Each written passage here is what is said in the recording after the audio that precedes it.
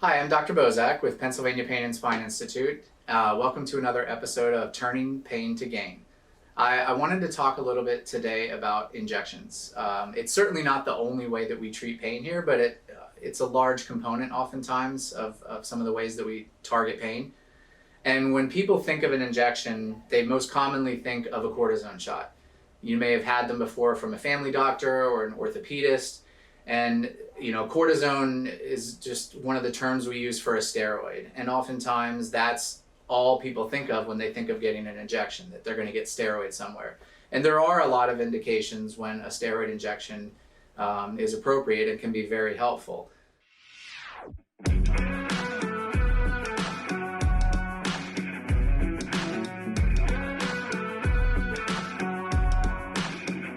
A steroid is an anti-inflammatory. So anytime you have inflammation somewhere in the body, whether it be in a joint that's arthritic or whether it be around a tendon, which would be tendinitis, then an anti-inflammatory placed at that site can be beneficial.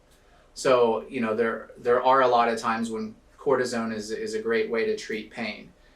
I wanted to talk a little more about another type of injection, which actually works the opposite that a steroid does.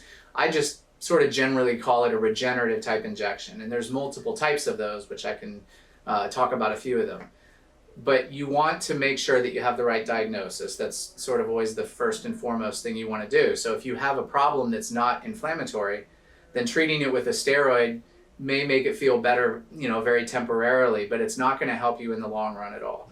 And, we're obviously hoping to help you in the long run. So the first thing is diagnosing the problem. And if it's not inflammatory, if it's more of what I would call just chronic wear and tear, let's say in a tendon, that has a different name from tendinitis. It's called tendinopathy, and it's very different.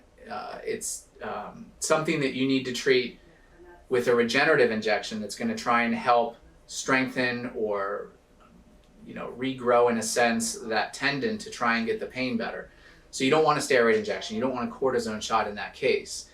The first one I often try is called Prolotherapy. So all that is I'm taking a solution of dextrose, which is essentially sugar water, mixing it with some numbing medicine, and I'm injecting it into a tendon or a joint. And what we're doing with that is it's trying to stimulate your body's own natural repair processes. So the Prolotherapy is essentially just a way to kind of trigger your body's own natural healing processes. And it's not necessarily a quick fix, but it can definitely help over time for some of these more chronic wear and tear type conditions that we would, treat it with. The next one beyond that is something called PRP, which is short for platelet-rich plasma. And what that means is we draw a little blood from you, the patient. We spin it down in a centrifuge, which essentially separates the blood into layers. And then we can use a syringe and take the platelet-rich layer back out, which is now a concentrated form of your body's all healing factors. That's what carries them in the blood. And we can then re-inject those back into your own joint or tendon, into a place that needs healing. This is a very effective tool sometimes if you have the right diagnoses to treat some of these conditions. And it's not covered by insurance, unfortunately, most of the time, but it's definitely cheaper than you might have heard of, like stem cell type injections that you'll hear out there in the news. The stem cell injections work very similar to the PRP, where you're either grafting a particular stem cell from your own body, which can be a painful procedure, or you're buying a specific type of stem cell from an outside source. And the problem with that, in a sense, is it's not your own stuff that we're putting back in. It's much more expensive.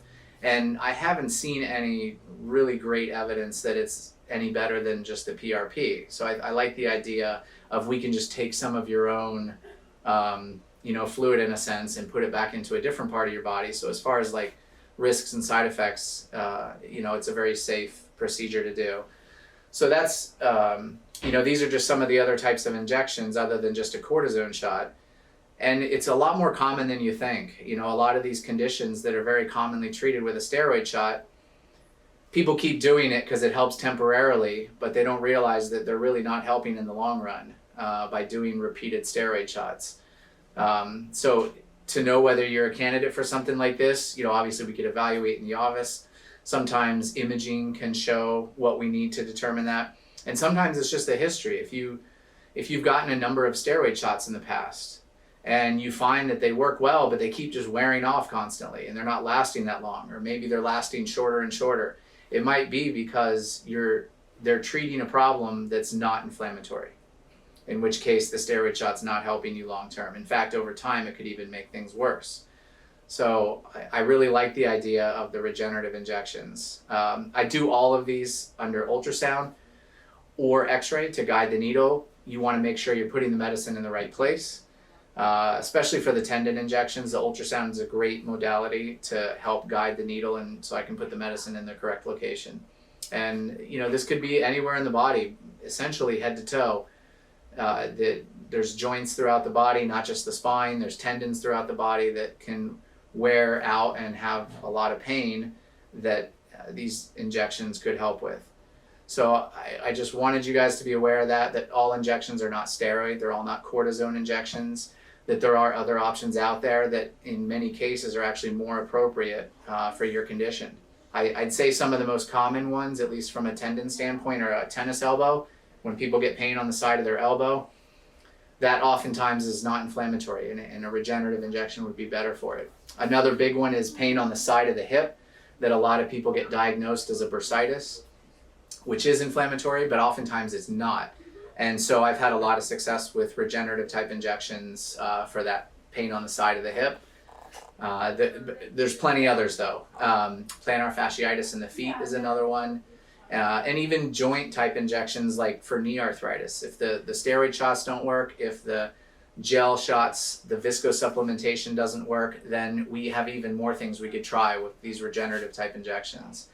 So if it's something you're interested in learning more about, or if you think you might be a candidate or have something that might benefit from that, just let us know. We'd be happy to take a look at you and see what we can do for you. So that's pretty much it for today. Just something short to wrap up a discussion on injections, since we do a lot of them. So thanks for watching this episode of Pain to Gain. I'm Dr. Bozak, and I'll see you next time.